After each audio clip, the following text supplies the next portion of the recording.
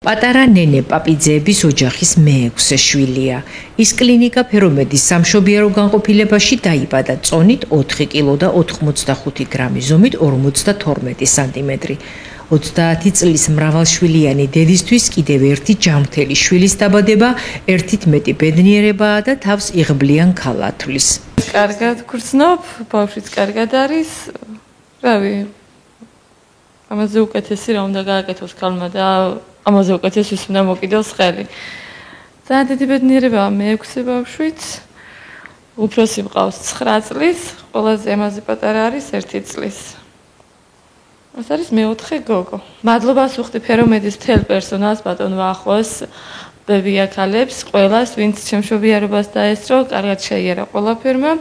ბატონ კოტე ექიმსაც ძალიან დიდი მადლობა მთელი ამ ხნის მანძილზე ხელი შეწყობისთვის და ძალიან ყვაყოფილი ვარ ყველაფრით. მარინე პაპიძე ყველა საჭირო სამედიცინო სერვისს ფერომედის სამშობიაროში იღებდა.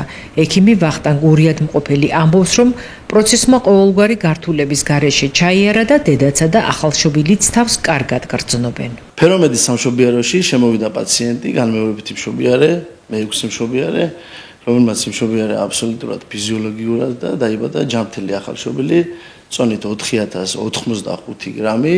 52 სანტიმეტრი. დედას და ახალშობილიც ორივე თავს ძალიან კარგად გრძნობს და ყველაფერმა ჩაიარა იდეალურად.